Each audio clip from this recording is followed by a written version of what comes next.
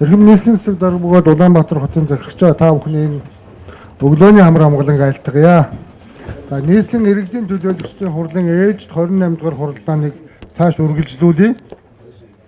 Өнөөдрийн хуралдаанаар хэлцэх асуудалтай холбогдуулан нийслэлийн засаг даргын хамгийн газар, захирагчийн ажлын албаны удирдлага, харьяа газар, агентлаг, хэлтсийн албан тушаалтнууд болон хэвлэл мэдээллийн байгууллагын ажилтнууд бас оролцож байна.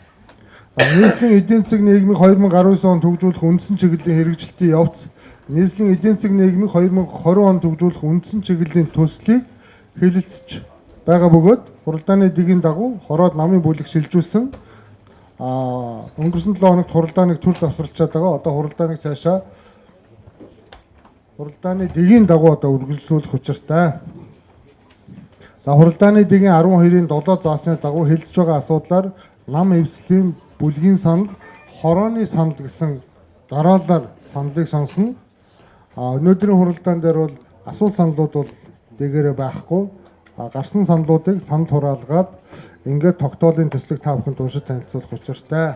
За нийслэлд одоо хэдэн төгрөгийн төсвийн ямар хөрөнгө оруулалтын ажлууд хийгдэх үү гэдэг бол улсын их хурл дээр хэлцэж байгаа төсвийн одоо хэлэлцүүлэг эцэслэн одоо дуусч улсын их хурлаар батлагдсны дараа нийслэлд хичнээн хэмжээний хөрөнгө оруулалт үлдэх үү, ямар хэмжээний ажлуудыг төлөвлөх үү гэдгийг бид уялдуулна.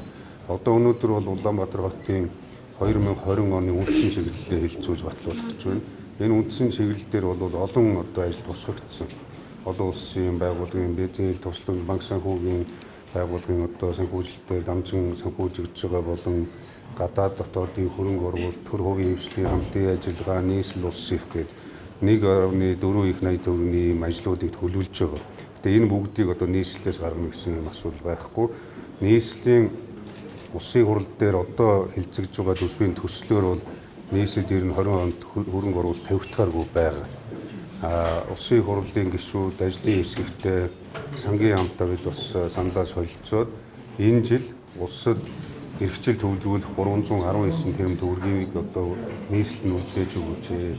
Бид нийтийн тээврээ шинжилье. Нийтийн тээвэр одоо зогслоо. Ингээд нийслэлд одоо хөрөнгө оруулалтыг үлдээж өгөхгүй бол нийслэлжүүд 20 онд бүгд явгарах нэ. Хог хаягдлын асуудлуудаа шийдвэрлэе. Хогны машины асуудлаа авъя. За дээрэс нь одоо энэ жил бол бороо усыг орсныг та бүхэн мэдж байгаа. Гэхдээ бороо ус байнга ордог дулаан халуун оронд бол энэ зүгээр байдаг хэвийн үзэгдэл өдрүүд. Гэтэл манай улсад хэдэн хоног бороо орохоор яагаад бүх зам талбай нь үер давагдчихдаг. Яагаад бүгд одоо ингээд шавар шавхаа нутагчдын хэрэгсээ 1000 гаруй км замын 10 хүрэхгүй хөвнө. Усны хаялга, далан сувгийн ажил нь хийгдсэн. Ус нь хийгдээгүй учраас энэ ажлуудаа хийя. Эмнэлэг сургуулийн эмнэлэг цагдаагийн төргөн тусламжийн үйлчилгээгээ сайжруулъя гэж улсын хэмжээнд одоо жишээ нь Улаанбаатар хотын хэмжээнд стандартаар нь тооцоод агуулж өгөх юм бол 180 төгрөгийн автомашин байх ёстой. Тэгвэл одоо 55% хүрэхтэйгүйтэй байна. Тэр хэмжээгээр иргэд бас одоо төргөн тусламжийн яаралтай тусламжийн үйлчилгээг авч чаддгүй, ачаалаад ийддгүй юм асуудал байна. Цагдаагийн байгууллага байна. Автомашинууд нь бүгд хуучраад унсан. Хууль сахиулах байгууллагын үйл ажиллагаа бол бас дагуулддаг. Дээрээс нь гэмт хэрэг зөрчилтийн одоо гаралт ихсэлтийг багасгах үүднээс олон нийтийн аюулгүй байдлын анх үүднээс энэ хууль хүчний байгууллагуудынхаа бааз суурийг нэмэгдүүлэе гэж. Олон нийтийн аюулгүй байдлын асуудал, камержуулах ажлууд байна. Дээрээс нь одоо Улаанбаатар хотод аль 10 жилийн өмнө хийгдсэн камержуулалтын ажлаас одоо ингээд байгаа шаардлага хангаж байгаа нэг зөвхөн байна.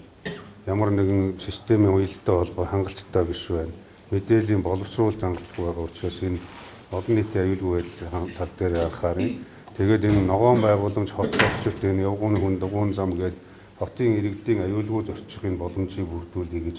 Өөрөөр хэлэх юм бол 20 оны төсвийг бид их айхтар том бодлого, их том төсөв хөтөлбөрийнхээсээ дөрвөлээд хүний амьдрал ахууруу чиглэсэн. Яг гараад автобусд суугаад аятахтай байг. Удамжинд алхахад хог новшгүй бай. За тэгээд одоо эмнэлэг цагдаа онцгой гэдээ бид нар зовлон тохиолдол хамгийн түрүүнд дууддаг энэ байгууллагуудаа бүх талаар нь дэмжиж